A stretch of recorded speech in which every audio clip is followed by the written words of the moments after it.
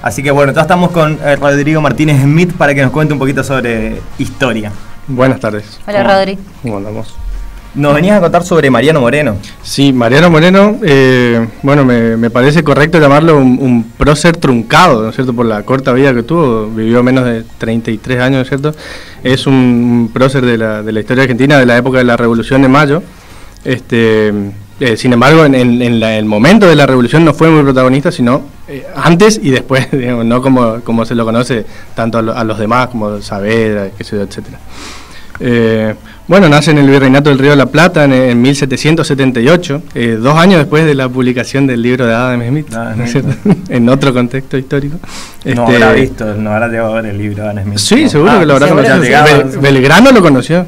Sí. Le di un me gusta en Facebook. No, pero ya existía entonces una buena comunicación, digamos, entre continentes. Bueno, digo que es un prócer truncado porque no solo porque la vida de él fue muy corta, sino que porque murió de causas un poco polémicas o al menos dudosas. Bueno, su padre era un funcionario español de mediana jerarquía, o sea, y su mamá se relacionaba familiarmente con la burguesía porteña. Por lo tanto, si bien no era una familia acomodada, adinerada, digamos, era lo que se dio de clase media. Esto le permitió que se eduque, que reciba educación, ¿no es cierto?, de lo que hoy en día es el Colegio Nacional de Buenos Aires.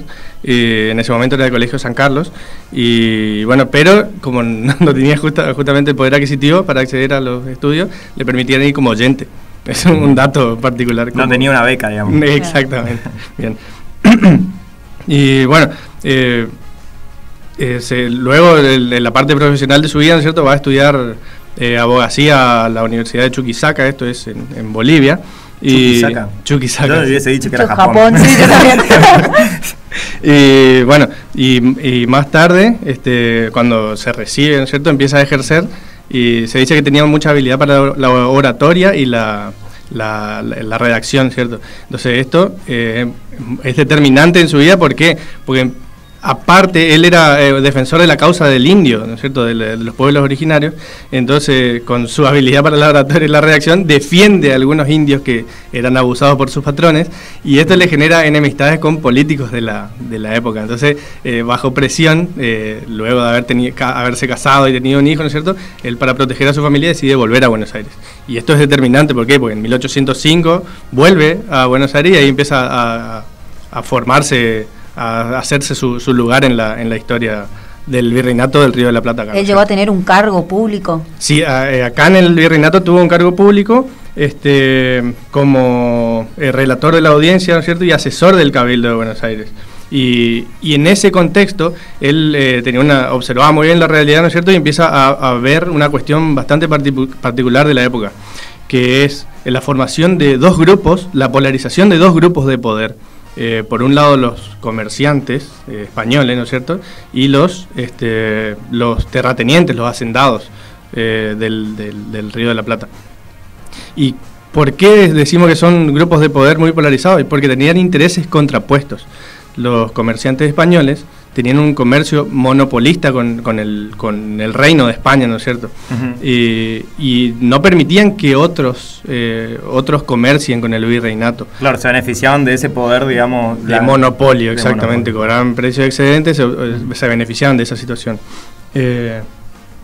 Bueno, los hacendados querían exportar sus carnes, pero para eso necesitaban comerciar con los ingleses, ¿no es cierto? Claro, abrir un poco más el comercio. Claro, no solo a España, sino...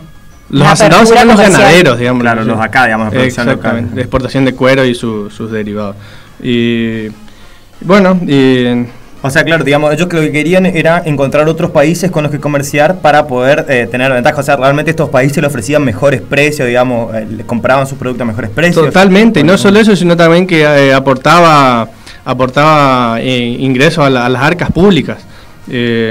O sea, era conveniente. Era conveniente, ¿por qué? Porque en esa época el erario, las cuentas públicas se abastecían netamente del comercio exterior, o sea, no habían impuesto interno, no se recaudaba mucho internamente. No había IVA, digamos. Exactamente, ganancias, que está muy en... Y bueno, ¿y Mariano Moreno estaba a favor de esto? A favor de la apertura comercial. Ajá, sí, y él agarró y que como era consejero del Cabildo, dijiste, asesor del Cabildo. Trabajaban en el Cabildo, pero elaboró un documento, un escrito que se llama La representación de los hacendados, en el cual defiende y promueve la libertad de comercio, ¿no es cierto?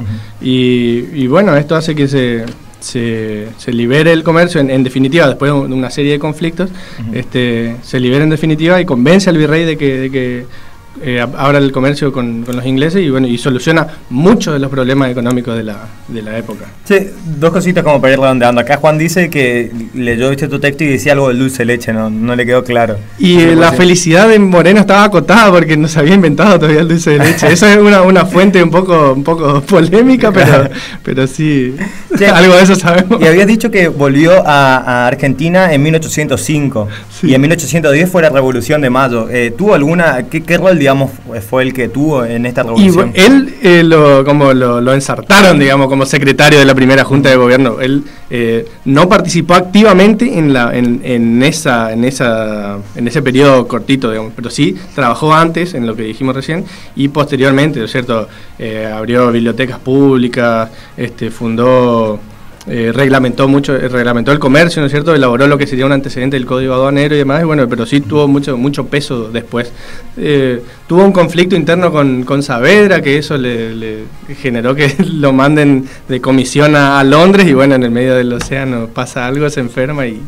Cosas que pasan. Lo envuelven en una bandera británica y al mar. Me está diciendo producción de que vino el espíritu de Mariano Moreno a pedido de Rodri. Pidió. No sé, yo no lo veo. Vino que quería decir algo. Bueno, a ver entonces si está Mariano Moreno, que cierre el bloque porque se nos termina el tiempo. Buenas tardes, compatriotas. Soy Mariano Era medio Moreno. español también, Mariano Moreno. Éramos todos medio españoles en esa época. Sí, ¿es cierto entonces que fue algo sospechoso tu muerte? Yo vengo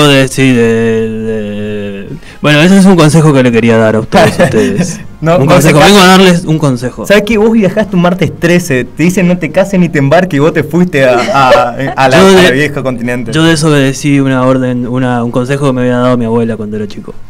Me había dicho, si tú eres una buena persona, si tú peleas por la libertad, si tú peleas por la igualdad, siempre fíjate lo que te ponen en el vaso.